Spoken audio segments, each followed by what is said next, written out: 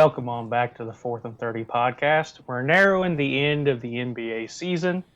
And with that being said, we want to go over some of that who's in, who's out.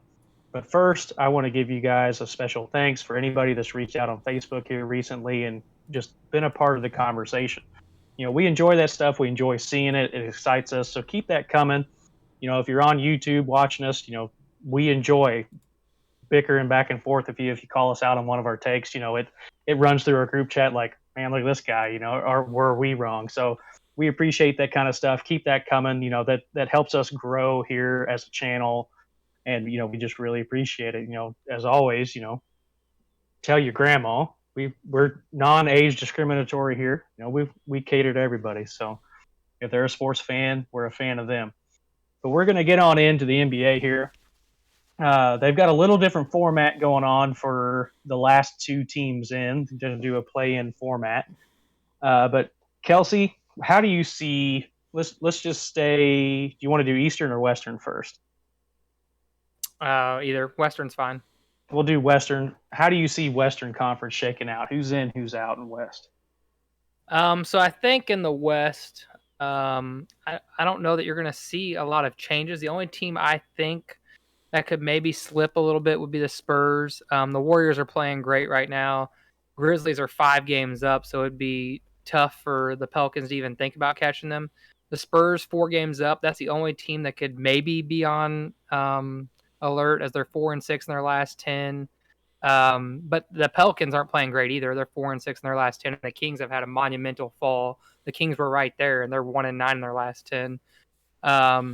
So I mean, honestly, the 10 teams before the play-in game are pretty much as set. Now the play-in game makes things a little bit different. I don't know if you guys want me to go into that right now, but the way the play-in game will work is the 7 will play the 8. The winner of that will be the 7 seed, and then the 9 will play the 10, and the winner of that will play the loser of the 7 and the 8, and the winner of that game will be the 8 seed. So if I had to guess right now, I would say Mavs Grizz. I would pick the Mavs to win that game. The Warriors Spurs, I'd pick the Warriors to win that game, and then the Warriors would play the Grizz. And I think right now, the Warriors would win 2 in a row to make the 8 seed. The only thing that I could see being different here is the Warriors playing so well right now. I could see them sliding into the 8 seed, and given the Mavericks, I mean, that Mavericks Warriors game would be a fun one for the 7 seed. So that would be exciting if that happened. And I would be tempted to pick the Warriors the way Steph Curry's playing right now. And then you would have just the opposite, Grizzlies, Spurs. That game could go either way. I would take the Grizzlies with Ja Morant right now. And then the Mavs would play the Grizzlies, and then I'd have the Mavs as the 8 seed in that scenario. Can you imagine how anxiety-inducing it'd be to have to play the Warriors the way Steph Curry's playing right now in a win type situation? Series. And then looking forward, if they get the 8 seed, they play the Jazz in the first round. An not necessarily inexperienced, but a Jazz team who's trying to prove themselves this year, going up against a juggernaut of proven power with Steve Kerr and Steph Curry. That's not a favorable first round matchup for them. And let's not forget what Steph Curry is capable of in tournaments when he was at Davidson. So dangerous. Yeah. I think for the Western Conference, I think the 1 through 3 seeds are set, not necessarily in that order, but those 3 teams will end up in the same spot. I could see LA or Phoenix overtaking Utah. I could see LA taking over Phoenix's spot for the 2. They're only 3 games separating the 3 of them. So that could shake up between here and there, but all 3 teams are playing well. So if all 3 teams continue to play well, they're going to stay right where they're at. The next 3 seeds, the 4, 5, and 6, is Denver, LA, Portland. I think those will stay the same, although LA's not playing very well because they've been so hurt. They have their 2 best players out.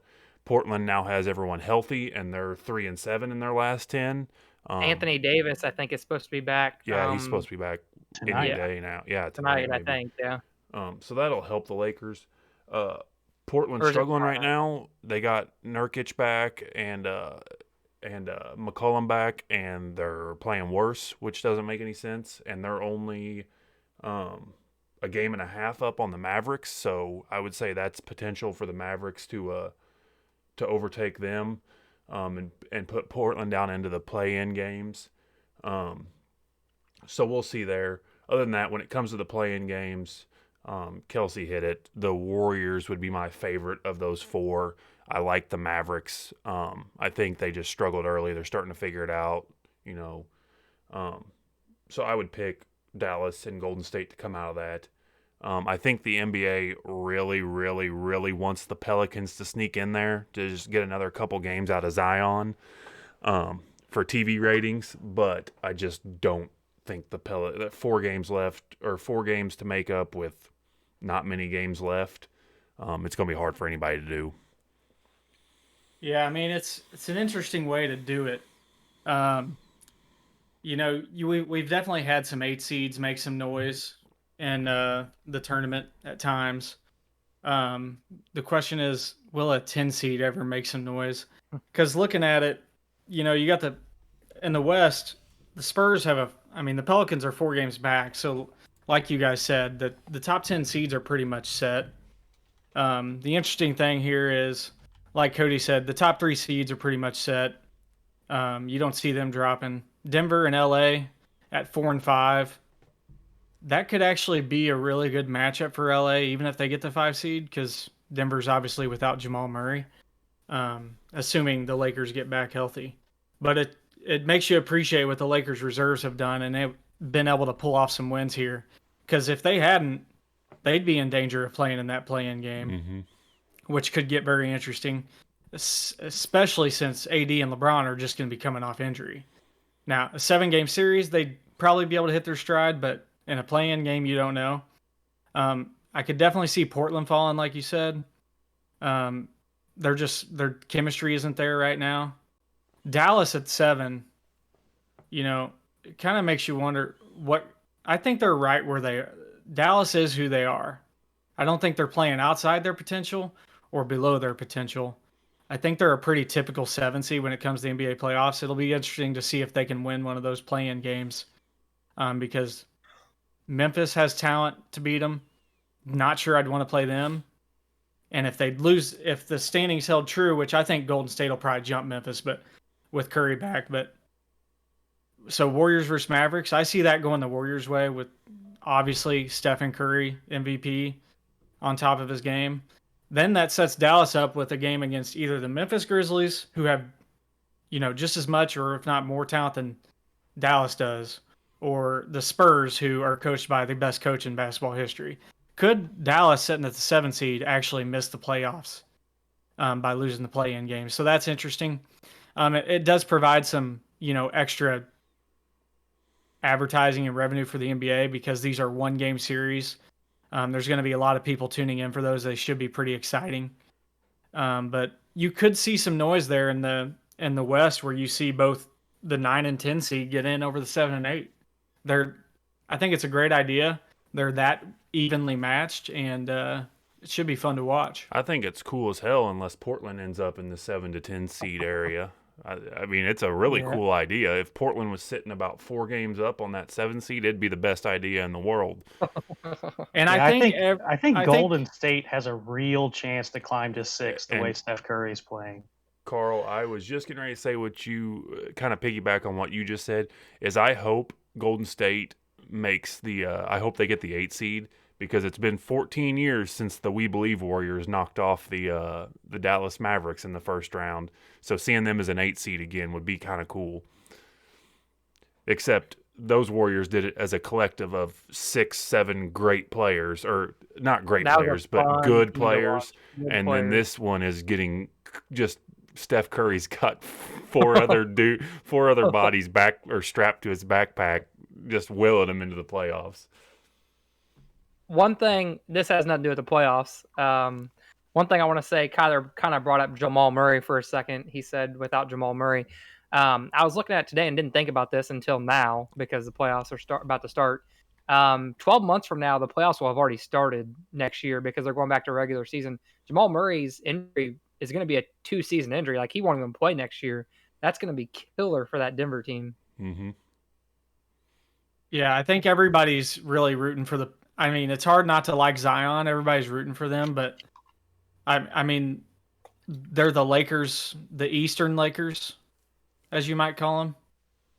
And 25 and 33, I think everybody had higher expectations in here, especially Kelsey, considering he really didn't even want to see that Anthony Davis trade go down. But in other words, Hey, that they're team's looking very. good. Hey, they're The gonna have a good Pelicans future. are disappointing. That I disagree. That Pelicans are gonna have a good future. Lonzo Ball's had a great year actually. He's shooting what 42% from three or something like that. 42% from three on what 3 attempts a game. All right, All looking right, at the, Eastern Conference? I'm glancing at the Eastern Conference here. The Eastern Conference gets a whole lot more exciting when you talk about playoff picture and play-in games, because the 4 seed is only what 2 games up on the 7 seed. So those 4 teams right there, any one of those 4 teams could end up in the play where it's a 1-game series where anything can happen, March Madness style. And you can even go further than that. The Raptors are currently only a half a game. The 12 seed's currently a half a game behind the There's 10 seed. 12 too. teams still in the race. There. Everywhere you look, it's close. And with how Beal and Westbrook are playing right now, I mean, the Wizards aren't going to make a deep playoff run. But if you think that Russell Westbrook and Bradley Beal can't knock off 2 fringe playoff teams, and then at least give Brooklyn or Philadelphia some buckets, that's an exciting. They were counted out 30 games into the year, how far they were back, and then to see them make this push at the end is pretty dang exciting. Yeah, so projections to make the Eastern playoffs, including the play-in, between the Bulls, Wizards, and Raptors, the Wizards actually have the easiest strengths of schedule left, so they're actually projected to make the playoffs, whereas the Bulls and Raptors aren't. So that's kind of interesting. And you mentioned, they've got 2 juggernauts there in Washington. Like, they ball hard. So, but I think it's going to be funny just because I like when the big bad Northeast of the United States gets knocked down a peg, when Miami climbs up out of the 7 and Boston gets shoved back down into a playoff game. And I hope that they go lose to whoever's in 8 and lose whoever wins 9-10, because I hate Boston. Well, so I'm much. sorry, Carl, but that's not going to happen. Boston's been playing their best basketball of the year. They're healthy, playing their best basketball of the year. I look for Boston to even get up in the top 4 seeds with those other 3. I think you can definitely argue the Sixers, Nets, Bucks are the top 3, and Celtics are right behind them. Yeah, and that's the thing though, is so the Sixers, Nets, and Bucks, I think we all agree are championship contenders. I don't know. I think, Milwaukee still has a lot to prove in the playoffs, but those 3 teams are good enough to compete for a championship. After that, it's a dumpster fire. Unless, you're a Tatum rider and think that he's good enough to will a team to the championship, or you believe in what Miami did last year. Those 2 teams also are pretty good, but they're sitting at 6 and 7 right now. So, and whichever one ends up in that 7 seed, they have to win at least one game playoff. So, I think there's a good chance those teams in 4 and 5. Though I was just looking at, he brought up strength of schedule. I was just looking at strength of schedule. Miami and Boston have the easiest schedule out of those 4 teams between 4 and 7 right now. And Miami and Boston are both playing well right now. Yeah. Boston's 8-2 in their last 10. Miami's 6-4. But okay, so looking at this, wouldn't it not be the most Knicks thing ever for them to be sitting in the 5 seed with just a few games left, drop the 7, and just drop all the way down to the 7 seed, and then just go lose out? How New York would be on fire after that, dude. Spike Lee would never go to a game ever again.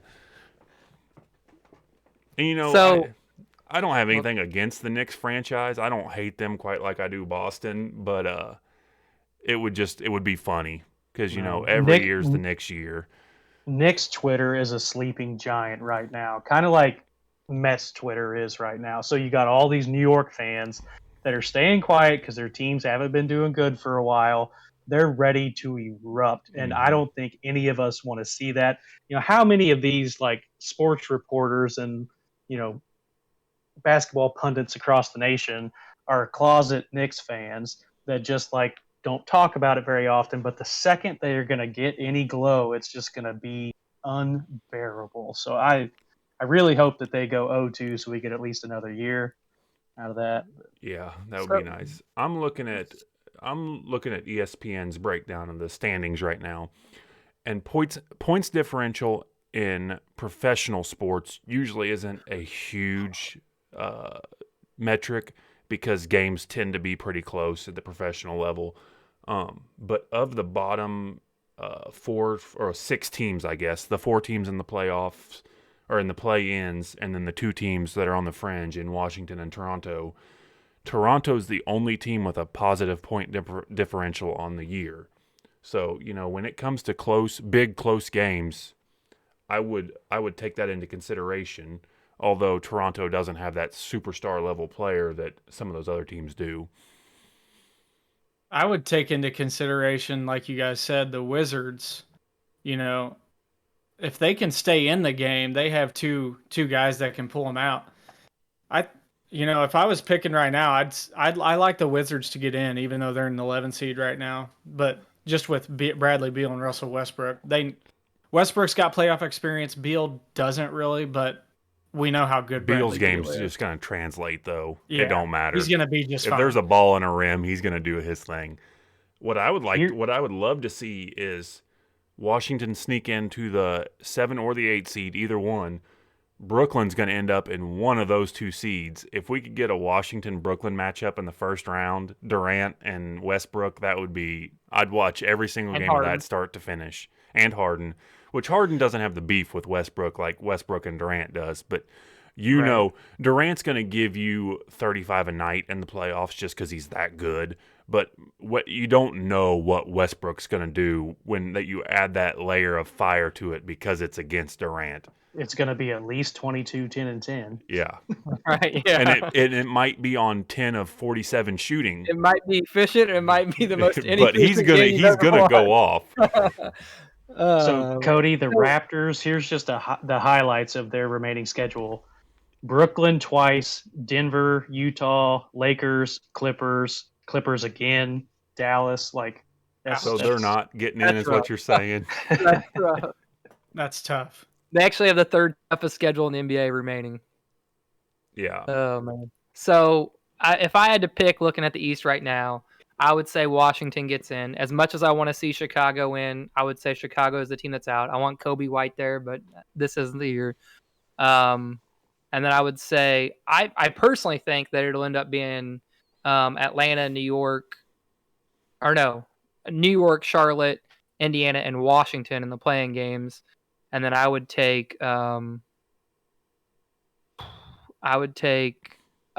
Washington in that 9-10 game against the Pacers, and I guess the Knicks over the Hornets. And then I would take Washington over the Hornets as well.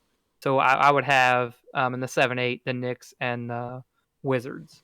I'm going to be honest with you. If I was the NBA, this would be a Western Conference deal only. Because if you look at the Eastern Conference, you got the 10 seeds 24 and 33.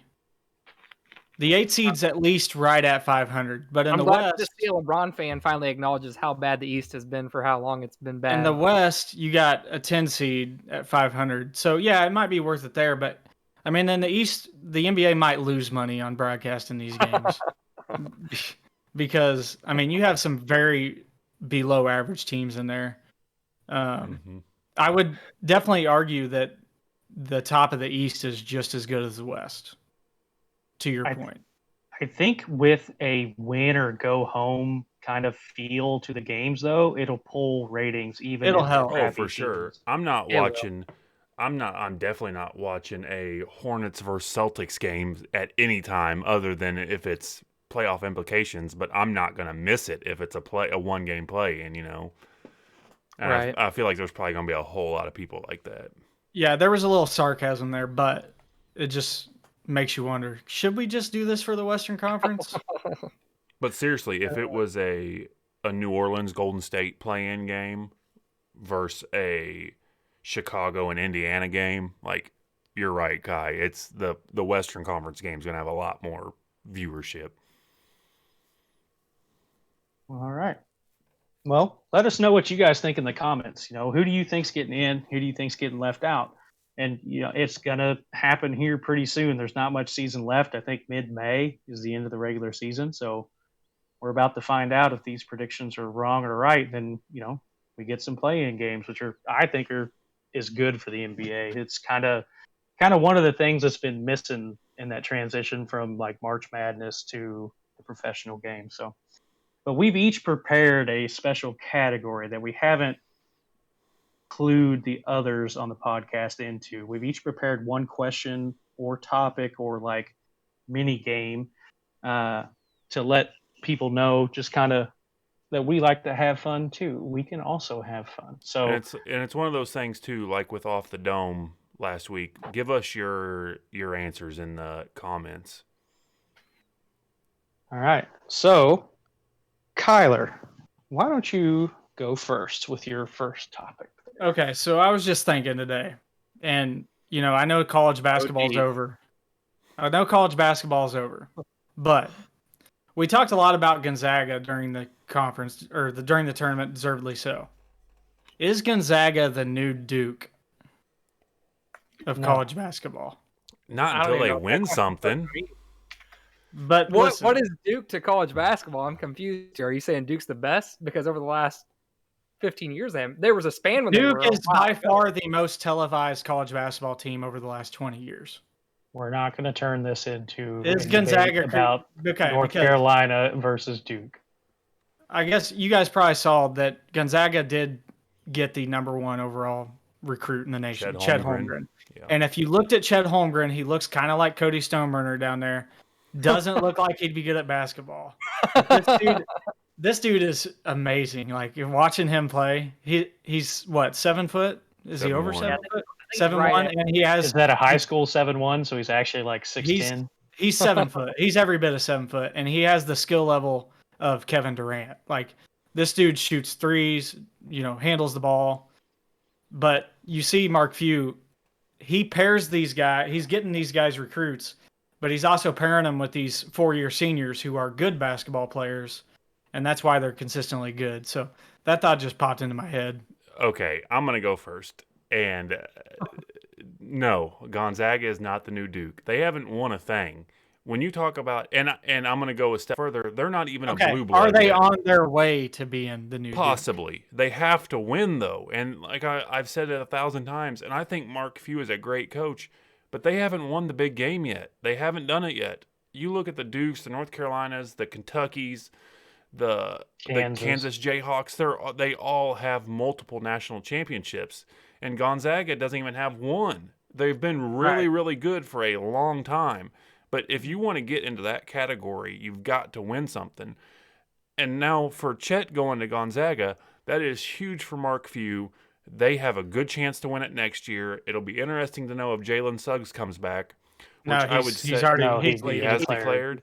But the only reason I shouldn't say the only reason, but a big reason Mark Few got Chet Holmgren is because he's Jalen Suggs' high school teammate. So Jalen must have put in a good word for him. But I'm not worried about Suggs leaving. Mark Few retools every year. He's got a plan. So can I go next? I'll answer your question next. So good job picking Duke, and here's why. Out of all the blue bloods, there's one school that has only been successful under one coach, and that's Duke. So if Gonzaga finds a way to win, if Gonzaga finds to win some championships, yes, Duke is the team to compare them to. Completely agree. But they've got to win first. They're not Duke now. They're on their way. Carl, what do you think?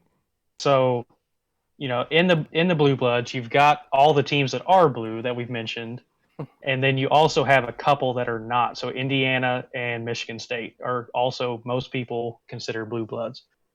If you want to kick Indiana out, I'm fine with that. They ain't done a thing in a while, but they're not the new Duke. They don't have a Coach K. Like Coach K has meant more to the game of basketball as a whole over the past couple decades than most people ever will. That includes Team USA, through college. So, no, they're not in the same conversation. It's blasphemous to put them in the same conversation. I can't believe a Duke fan would do that. So Never would I insult UNC basketball by doing that. Villanova is more of a blue blood than Gonzaga is. Villanova's been very successful as of late. To be fair, though, you're comparing what Coach K's done to the game of basketball to a guy that hasn't been coaching as long as Coach K. To be fair to his point, I agree. I completely agree that that it's not a fair question. I don't think Gonzaga's in the conversation, but Few hasn't coached. Well, as long you as can Coach you K. can take it however you want. I think you guys are taking it kind of the wrong way. They're on their way, and what Mark Few has done is very comparable to what Coach K did at Duke. Like Kelsey They're going to said, have to they were join a not power very good. conference. They should, and I don't know why they haven't already, but they should be in the Pac-12 for sure. I think it's because they don't play football. I don't think the Pac-12 is going to let them in. Just move Kansas's football team over there. Let them lose 12 games a year. But then Kansas has to play Pac-12 basketball. You're going to have two blue bloods here. Yeah, the Jayhawks are just going to have Bulldogs taped to the side of their helmet out there going 0-12. I can't stand listening to Kansas City radio and how they talk about how Kansas football is going to be good every year. It's the most ridiculous thing I've ever heard. Every year they're talking about how this year is going to be different, and it's never different. All right. If there's one thing Mizzou football has ever done, it's Kansas had a good year one year, and Mizzou kicked them. Sent that away in the Big 12 championship. Or before the Big 12 championship. All right, Kelsey, what do you got lined up for us? So I don't want you to take this as a him versus him because it's one-sided if you take it as a him versus him. But recently, Nick Wright and Kevin Durant did a thing where they picked their best teams of all time, basically, to face against each other. And they had people on Twitter conversing which team would win. And there was there was one guy that everyone was talking about, like, why would he choose him over him? Nick Wright chose Tim Duncan, and Kevin Durant chose Anthony Davis. And Kevin Durant went on to defend this very hardcore, and people criticize him for it, obviously. So can you see a reason why you would put Anthony Davis on a team of all-time greats if you were just saying, like, Anthony Davis at his greatest over Tim Duncan at his greatest? Obviously, as a whole, Tim Duncan wins this conversation. But if you were just saying, I want this guy over this guy for my all-time team, can you see a reason why you'd put Anthony Davis over Tim Duncan? No. So as the running Spurs guy on the show, I do not see that. So if we're talking greatest point at greatest point, you've got Tim Duncan versus Anthony Davis. Tim Duncan was the man when he was at his greatest. He was averaging like 29 and 13 or 14. Like, that just doesn't happen overnight. He was Mr. Reliable, one of the greatest passing big man there ever has been for a 7-footer. So Tim Duncan's basketball IQ higher than Anthony Davis. Sure, his athletic ability isn't as high, but you can do a lot more by knowing the game of basketball as well as Tim Duncan does and did at the time than you can with that athletic ability when you're also a freak himself. And so, you could even put him on different teams. You wanted to put, somebody had 5, somebody had 5. Tim Duncan is going to eat at Anthony Davis, and then about midway through the second quarter, just flash him a smile, and Anthony Davis is going to go down the turds. So Tim Duncan, hands down, no argument. Kai, you want to go next? Well, Kelsey, you found a way to get Carl's blood going. So, I mean, the whole time Carl was talking, I was trying to think of a way to pick Anthony Davis, and I really, you can't argue with Tim Duncan. I mean, Tim Duncan averaged 29 and 13 when he played on Greg Popovich's team. Great teams, great players around him, and he made people better. You can't say the same for Anthony Davis. I definitely take Tim Duncan.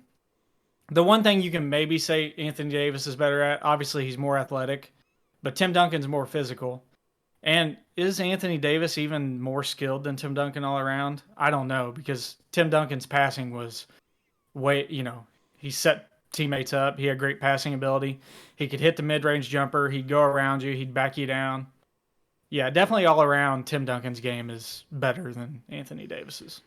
So I'm taking this as, let me preface this so Carl doesn't interrupt me here. I'm taking Tim Duncan. I am taking hands up.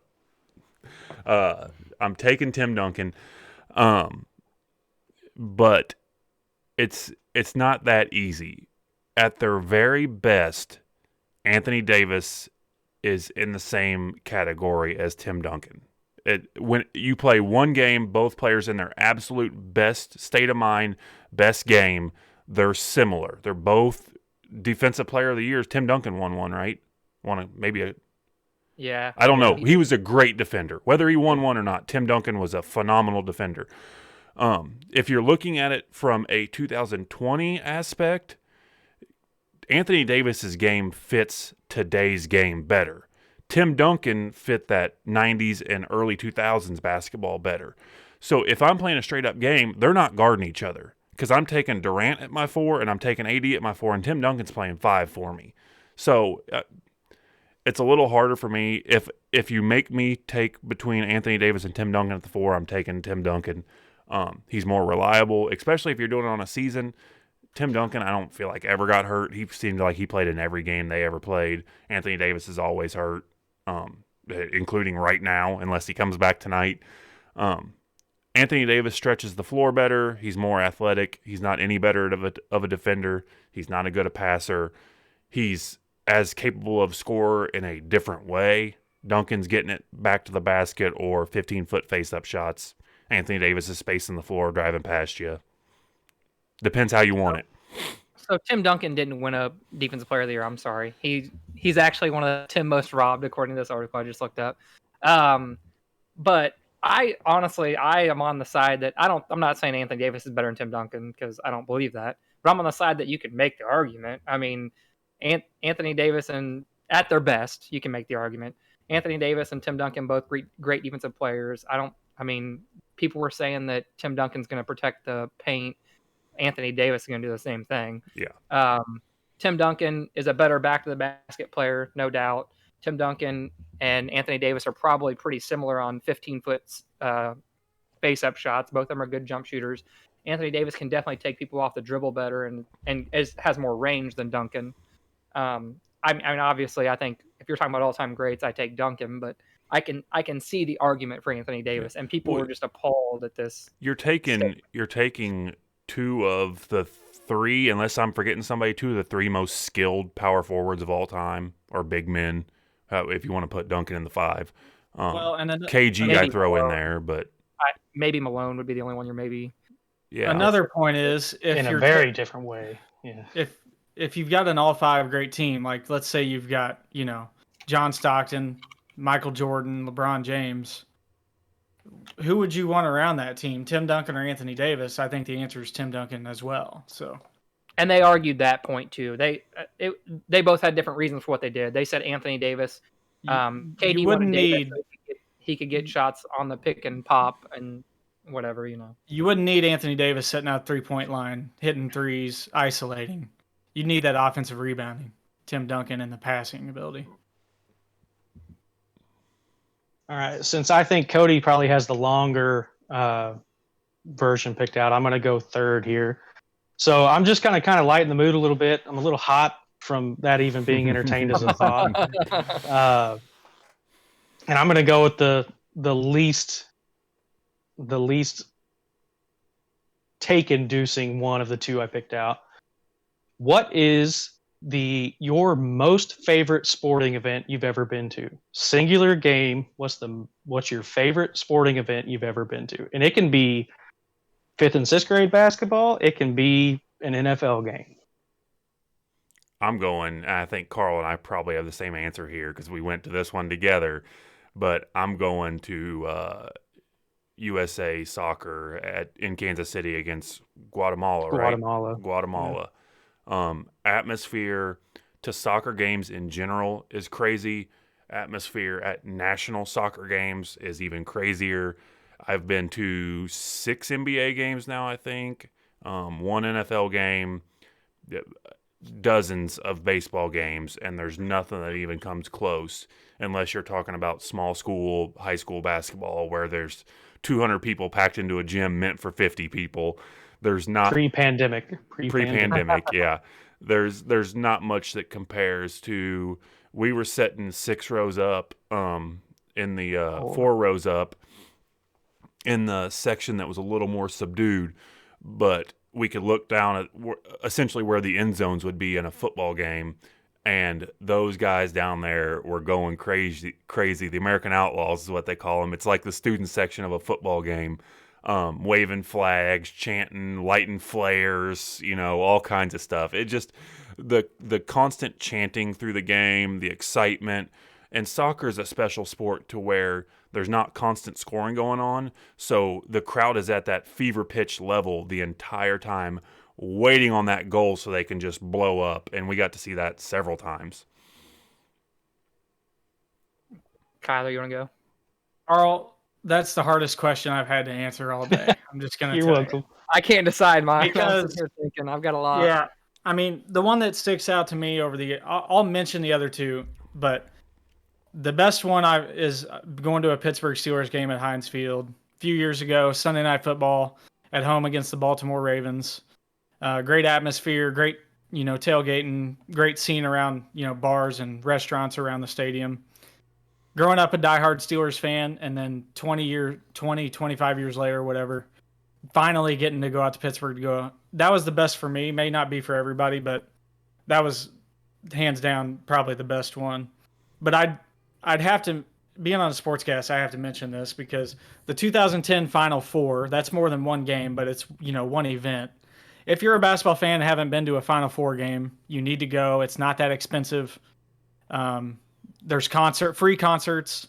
I went in 2010 when Duke won it all, and that was a great time. But I also have to reference this one because this was more college me. But going to a Mizzou football game when they were at home, Blaine Gabbert was the quarterback, and they beat number 1 Oklahoma. Storming the field was pretty cool too. But hands down, going out to Pittsburgh was my favorite.